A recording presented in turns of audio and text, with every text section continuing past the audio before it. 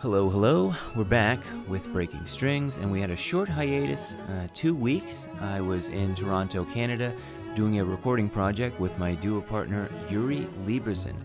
Yuri is going to be a guest on the show, and we're going to get into the details of that recording project in that episode. Going to do a solo episode today on practicing. We've talked a lot about stage fright. We've talked a lot about managing negative thoughts and keeping focus when we're performing. But it's also important what we're actually doing when we pick up the instrument in private. We need to be getting better every single practice session. And that is, in small increments, but it needs to be noticeable. So over the years, I've compiled a list of strategies that have worked for myself and they've worked for my students. So the first important point is that I do notice that people don't know when to be hard on themselves, when is it appropriate to be hard on yourself, and when you have to let go. You really need to maintain two different personalities, one for the performances and the other for the practice room. You need to know when you can be hard on yourself.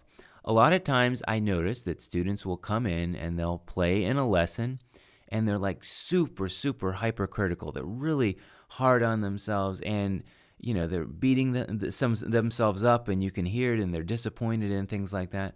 Well, that's not really any time to be critiquing yourself. Often those same people, they're very hard on themselves in the lesson, and then in a subsequent lesson, they might make the same errors and they might do it again. So what has happened is they're very upset when they're actually performing, but then when they go in and they work in the practice room, they're kind of a little bit more lax with these same things. They're not as critical when they go in. So what happens is they don't get better than in that week-long period from one lesson to the next. The practice room is the time where you want to be very hypercritical. You want to dislike your playing. You want to record yourself and just really break everything apart and make very, very detailed lists about what you don't like and how you're going to work on it. But when you actually sit down and perform, it's almost like it's a different person. When you sit down and perform, the only person you can blame is the person that was working in the practice room. Do not blame your own self in the moment that you're actually performing, because your performance is just a reflection of what you've done in the practice room. So you need to kind of have this split personality when you're working in the practice room versus when you're sitting down and playing a piece from point A to point B and you're performing. Another important strategy is that you have to strive to make music and be creative all the time. So that means that when you're playing a piece very slowly, be as musical as possible, play with as many dynamics as you possibly can, maintain a very good sound. A lot of people ask me, okay, how do you get a good sound like that when you play? And the answer is that I didn't always have a good sound. What I did was one summer I really wanted to improve, and I sat down and I said, okay, this is the exercise I'm going to do. For the rest of this summer, no matter what I play, I'm never going to make an ugly sound. I'm going to strive to make the most beautiful sound that I possibly can. And you know what? After about 2.5, 3 months of doing that, it was just a habit to touch the guitar and touch the guitar with my nails in a way that would produce a generally good sound. I mean, and some sounds were better than others, but what I'm saying is that at the baseline, there were no ugly sounds. So at minimum, I was playing with a sound that was very good, very, very much acceptable. So if you're playing the pieces slowly or you're just running through exercises, try to play them with expression, with dynamics. And after you've mastered some exercises, go on and experience them in different positions and try to compose etudes out of certain exercises that you're working on. Playing some of the same exercises in the same way over and over again in the same position, that's going to get boring and you're going to just be numb to playing those exercises that way. Try to make them into a small piece of music, just kind of like a micro etude, if you will. A third important idea is to never shy away from your weaknesses. You have to face them head on. So it's easy for us to play things that we're good at because it makes us feel good. I mean, there's a legitimate dopamine effect. We play something well and it's like, oh, great, yeah, that feels awesome. But there's certain things that don't feel so good and make us feel insufficient on the instrument. That is the stuff you need to be hitting harder. You need to be working on that stuff more. So if sight reading is a big struggle for you, make it a priority to practice it every day. And when a technical exercise becomes too easy, please challenge yourself with something more difficult. Some technical exercises I know, I could play them at this blazing fast speed, and you can use it to show off, but in the practice room, that's not really important, and it was actually never important, but particularly it's not important when you're playing by yourself to have exercises where you're using to show off. You should have some exercises that make you really stretch your ability. In the beginning, you should even feel like you're playing them quite badly at first and struggling with them.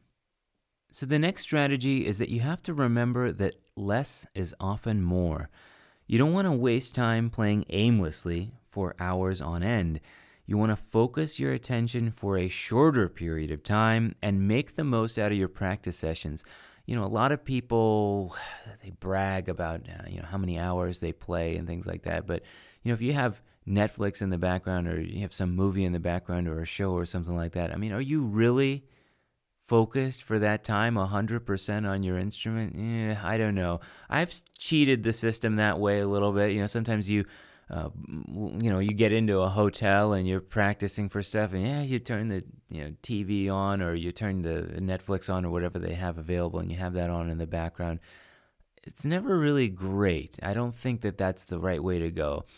I would even set a timer for 30 minutes and practice with a lot of focus for like a 30-minute or even 25-minute burst, and then take a break, walk around, and go do something, and take a break for about 10-15 minutes, and then dive right in.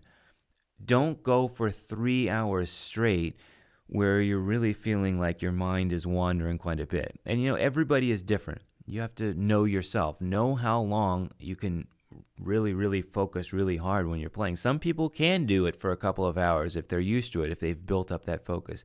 But if you're not one of those people, set a timer for 25 minutes and give it your absolute all. This is not about bragging how much time we actually are devoting to the instrument. It's kind of irrelevant. The results are what we're looking for. The next strategy is to slow down.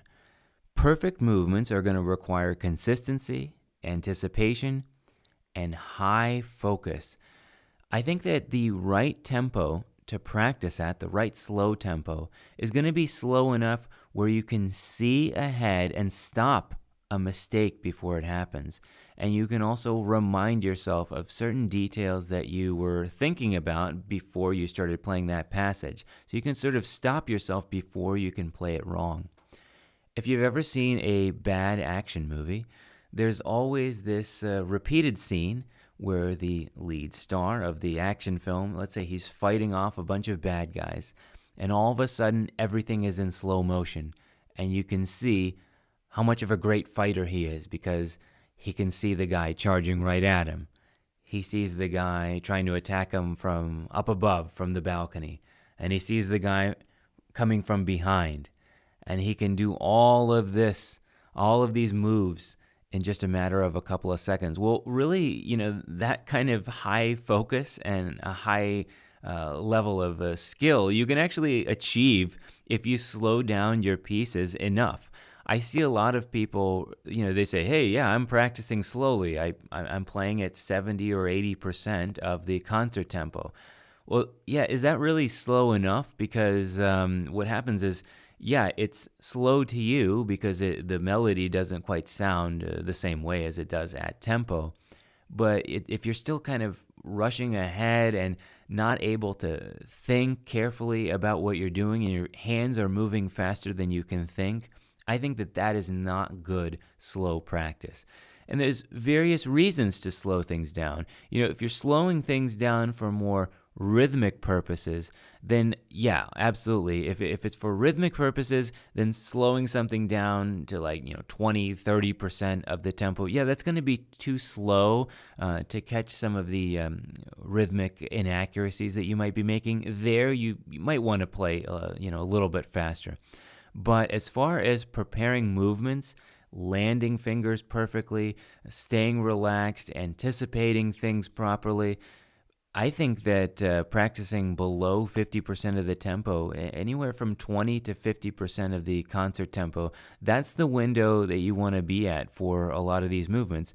At the end of the day, it's going to depend on how difficult a passage is. I really think that the more difficult the execution of a passage is, the slower that you have to go.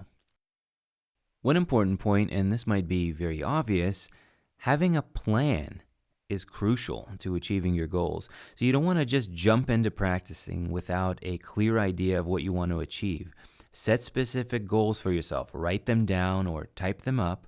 And this is especially when it comes to technique. So rather than simply aiming to improve your technique, try to quantify what it is that you're doing. Sometimes when somebody wants to play a passage faster, they say, I want to get faster at this, and they kind of do it, and they do aim to speed up a little bit here and there, but they're not really aware of the metronome marking that they need to reach. What speed would you actually like to play this at? Are you aware? What is the beats per minute, the BPM setting on the metronome that you're striving for? What is your current level of ability now? What BPM are you currently playing at? Sometimes when somebody doesn't know these things, they're going to have a really difficult time speeding up. They really don't know how far they are from their goal. So try to quantify things as much as you possibly can. So the final strategy is to be a lifetime student with your instrument. There are going to be great teachers everywhere around you. So you want to be part of a musical community first and foremost. This could be online or it could be in person.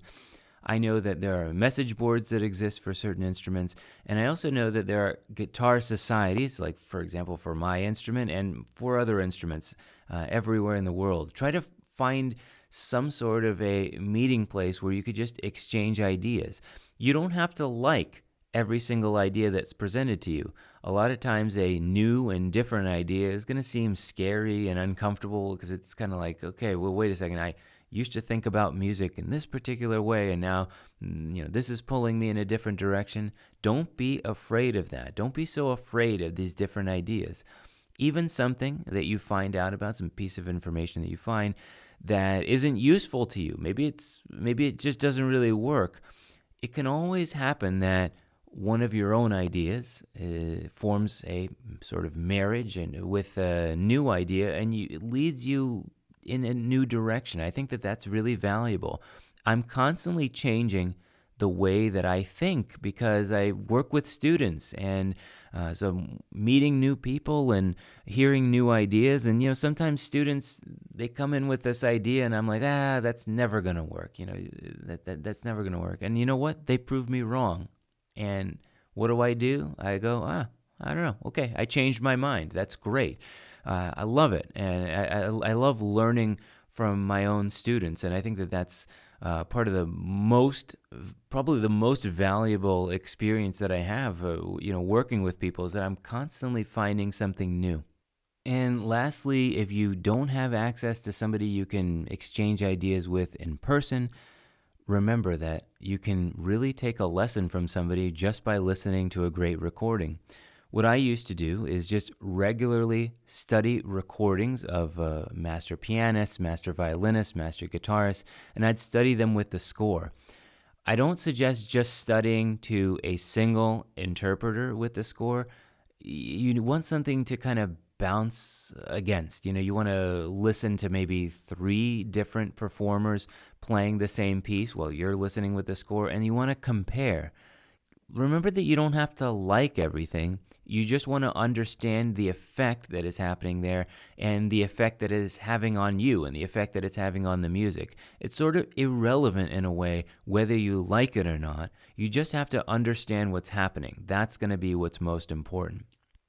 Another way to take a lesson with a master musician is to play along with a recording. What I used to do when I was playing a famous Chopin Nocturne, that's Opus 9 number 2, I used to tune down a half step so that I could play in E flat, just like the piano, and I would play along with Artur Rubinstein's recording. And all of a sudden now, it was very hard to match some of the rubato and some of the effects. I mean, the arrangement is partly the limitation also on the guitar. But yeah, you can follow the melodic structure. You can still follow the melodic structure really well. And over and over and over again, I would try to match his phrasing, match his ornamentation, match everything, match the dynamics. It was a hard process, but I truly felt like I was taking a lesson with Artur Rubinstein on the guitar. It's a unique opportunity. So, yeah, if you have some opportunities where you can play along with a recording, that is going to be really, really great. Remember, play along with recordings where the style of the playing and the interpretation is very different. It's challenging you to play in a way that's different from what you're used to. That is where you're going to make the biggest improvements. Okay, guys, we're reaching the end of the episode here, and if any of these practice strategies were helpful to you, I'd love to hear from you. I hope that, you might take one idea from this podcast and use it, and it helps you in some way. I'd love to hear from you either way, and until next time, thank you guys so much.